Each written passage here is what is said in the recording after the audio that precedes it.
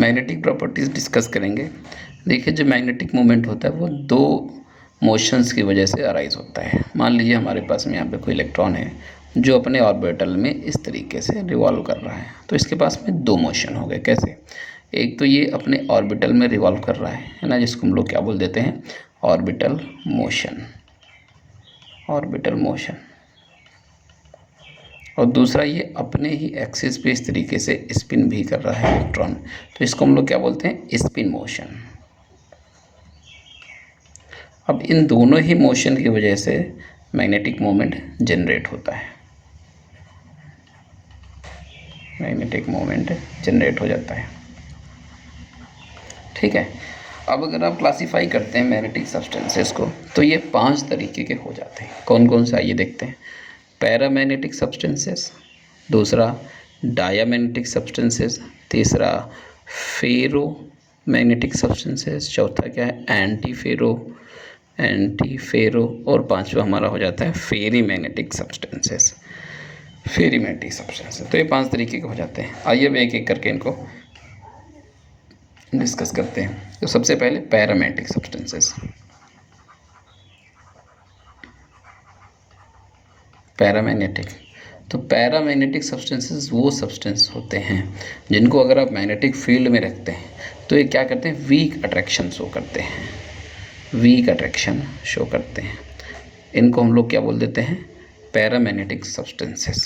और इसमें जो अट्रैक्शन होता है उसका कारण क्या होता है, due to presence of unpaired electrons. Unpaired electrons अगर किसी सब्सटेंस के अंदर हैं तो वो पैरामैग्नेटिक बिहेवियर शो करेगा। इसके एग्जांपल क्या होते हैं, ऑक्सीजन है जैसे हमारे पास में, कॉपर 2+ हो गया, आयरन 3+ हो गया, या फिर हमारा क्रोमियम 3+। तो ये हमारे कौन से पैरामैग्नेटिक सब्सटेंस हो जाते हैं। उसके बाद में कौन से आते हैं, डायामैग्नेटिक, डायामैग्नेटिक सब्सटेंसेस।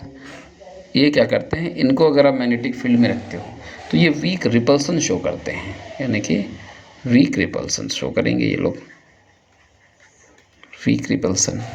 और ये जो हमारे डायमैग्नेटिक सब्सटेंस होते हैं ये वो सब्सटेंस होते हैं जिनमें एक भी अनपेयर्ड इलेक्ट्रॉन नहीं होता है, यानी कि इनके जो ऑर्बिटल्स होते हैं वो कम्प्लीटली फिल्ड होते हैं। तो हम कह सकते हैं कि substances having completely field orbitals, completely field orbitals, वो लोग डायमैग्नेटिक बिहेवियर शो करेंगे। इनके एग्जांपल क्या हो जाते हैं, जैसे कि हमारे पास में TiO2 है, H2O है, और हमारा NaCl, ये सब चीज़ें जो है ETC, ये सब चीज़ें diamagnetic substance, diamagnetic properties show करते हैं। उसके बाद में हमारा क्या हो जाता है, फेरोमैग्नेटिक सब्सटेंस, फेरोमैग्नेटिक। तो फेरोमैग्नेटिक सब्सटेंस क्या होते हैं, ये पैरामैग्नेटिक सब्सटेंस के जैसे ही होते हैं, खाली अंतर ये होता है कि इनमें जो मैग्नेटिक मूवमेंट होता है वो परमानेंट होता है, परमानेंट मैग्नेटिक मूवमेंट होता है, मैग्नेटिक मोमेंट। जैसे हमारा पैरामैग्नेटिक क्या था, उसको जब आप मैग्नेटिक फील्ड में रखते हैं तभी ये वीक अट्रैक्शन शो करता है, लेकिन जो फेरोमैग्नेटिक होता है वो अगर आप मैग्नेटिक फील्ड हटा लेंगे उसके बाद भी मैग्नेटिज्म शो करेगा।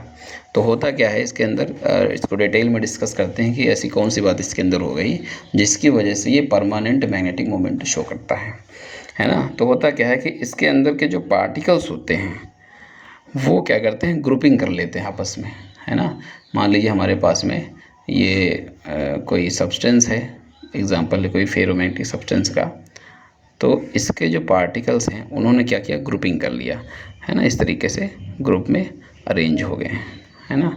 इन ग्रुप्स को क्या बोला जाता है, डोमेन बोला जाता है। इन ग्रुप्स को बोला जाएगा डोमेन, है ना। तो इन डोमेन का अपना डाइपोल मोमेंट होता है ना। तो मान लीजिए ये जो डोमेन्स हैं वो इस तरीके से रखे हुए थे, तो ये डोमेन नॉर्मली क्या होता है, ये किसी भी डायरेक्शन में इस तरीके से ऐसे अरेंज रहते हैं, मतलब इनका कोई अपना कोई फिक्स डायरेक्शन नहीं है, कौन से डायरेक्शन में रहेंगे, नॉर्मली ऐसा होता है ना। अब आपने क्या किया, इसको जो है मैग्नेटिक फील्ड में रखा। तो जब आप इनको मैग्नेटिक फील्ड के अंदर रखेंगे तो ये जो डोमेन्स हैं ये सब क्या करेंगे, एक ही डायरेक्शन में अलाइंड हो जाएंगे, है ना। तो ये सारे डोमेन जब आपने इसको मैग्नेटिक फील्ड में रखा तो ये सब एक ही डायरेक्शन में देखिए अलाइंड हो गए। अब जब आप मैग्नेटिक फील्ड हटा लेंगे तो भी ये लोग ऐसे ही रहने वाले हैं, एक ही डायरेक्शन में रहने वाले हैं। और चूंकि सारे एक ही डायरेक्शन में होते हैं इसलिए इनका जो रिजल्टेंट डाइपोल मोमेंट होता है वो मैग्नेटिक फील्ड हटा लेने के बाद भी परसिस्ट करता है।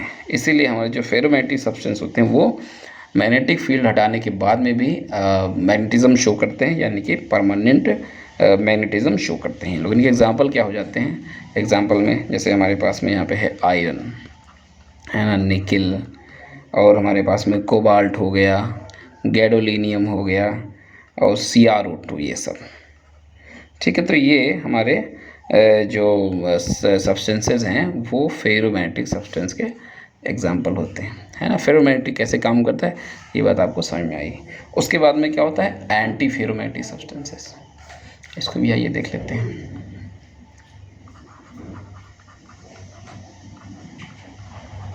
एंटी फेरोमैग्नेटिक सब्सटेंसेस, तो एंटी फेरोमैग्नेटिक सब्सटेंसेस में क्या होता है कि जो डोमेन्स होते हैं, डोमेन्स एक दूसरे के ऑपोजिट डायरेक्शन में रहते हैं। जैसे मान लीजिए पीछे आपने पढ़ा था तो डोमेन्स एक ही डायरेक्शन में थे, यहाँ पे डोमेन्स ऑपोजिट डायरेक्शन में होते हैं। यहाँ पे हमने 5 और 6 बनाए हुए हैं, है ना। तो इसमें से ये लीजिए ऊपर की तरफ है, ये नीचे की तरफ, ये नीचे की तरफ, तो इधर देखिए ये ऊपर की तरफ, है ना। तो ये क्या होता है कि ऑपोजिट डायरेक्शन में रहते हैं दूसरे। तो हम यहाँ पे आप देखेंगे ऊपर की तरफ जो है वो कितने लोग हैं, देखिए 1 2 और 3, और नीचे की तरफ वाले वो कितने हैं, 1 2 3, है ना। तो जितने डोमेन्स जो है ऊपर की तरफ है उतने नीचे की तरफ, तो ये क्या करते हैं, एक दूसरे के मैग्नेटिक मोमेंट को कैंसिल आउट कर देते हैं। इसीलिए जो ओवरऑल मैग्नेटिक मोमेंट होता है वो इनका 0 हो जाता है। तो इनके एग्जाम्पल जैसे कि हमारे पास में MnO है ना, तो MnO क्या होता है, एंटी फेरोमैग्नेटिक सब्सटेंस का एग्जाम्पल हो जाता है। उसके बाद में हमारा क्या आता है, फेरीमैग्नेटिक सब्सटेंसेस। फेरीमैग्नेटिक सब्सटेंसेस, इसमें क्या होता है कि ये वीकली अट्रैक्शन शो करते हैं, परमानेंट ही होते हैं लेकिन वीक अट्रैक्शन शो करते हैं। क्यों, तो इनमें भी ये डोमेन के बेसिस पे एक्सप्लेन किया जाएगा।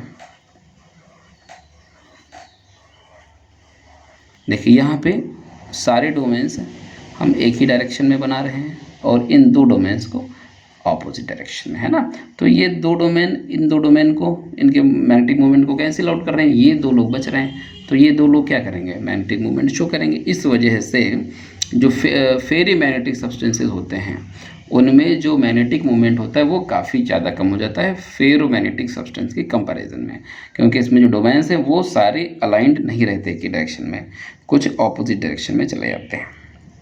इनके एग्जांपल्स, तो इनके एग्जांपल्स हमारे पास में जो है वो Fe3O4, ठीक है।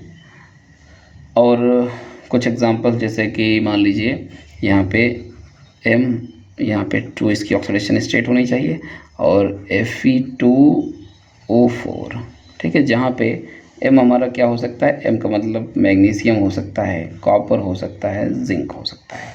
तो ये हमारे कौन से फेरीमैग्नेटिक सब्सटेंसेस हो जाते हैं। अब हम लोग क्यूरी टेम्परेचर डिस्कस कर लेते हैं। देखिए क्यूरी टेम्परेचर का क्या मतलब होता है, फेरोमैग्नेटिक, फेरीमैग्नेटिक और एंटी फेरोमैग्नेटिक। इनको अगर आप हीट करिए एक गिवन टेम्परेचर पे, है ना, तो ये किस में कन्वर्ट हो जाते हैं, पैरामैग्नेटिक सब्सटेंस में कन्वर्ट हो जाते हैं। और ये अलग अलग सब्सटेंस के लिए ये टेम्परेचर अलग अलग होता है। उसी टेम्परेचर को हम लोग क्या बोल देते हैं, क्यूरी टेम्परेचर। यानी कि क्यूरी टेम्परेचर क्या हो जाता है कि वो टेम्परेचर जिस टेम्परेचर पे हीट करने पे हमारा कोई सब्सटेंस जो या तो फेरोमैग्नेटिक हो या फेरीमैग्नेटिक हो या एंटी फेरोमैग्नेटिक हो, वो पैरामैग्नेटिक सब्सटेंस में कन्वर्ट हो जाए, वो क्या कहलाता है, क्यूरी टेम्परेचर। जैसे फॉर एग्जांपल के लिए हमारे पास में यहाँ पे Fe3O4 है जैसे, तो ये एक फेरीमैग्नेटिक सब्सटेंस है। इसको अगर आप हीट करते हैं 850 पे, 850 केल्विन पे अगर आप हीट करते हैं तो ये कन्वर्ट हो जाता है पैरामैग्नेटिक में, है ना। तो ये 850 केल्विन इसके लिए क्या हो गया, ये क्यूरी टेम्परेचर हो गया। उसके बाद में एक और एग्जांपल है, जैसे V2O3 है, तो ये एंटी फेरोमैग्नेटिक सब्सटेंस है, इसको आप हीट करते हैं 750 केल्विन पे, तो ये कन्वर्ट हो जाता है पैरा में, है ना। तो V2O3 के लिए जो क्यूरी टेम्परेचर है वो क्या हो गया, 750 केल्विन हो गया।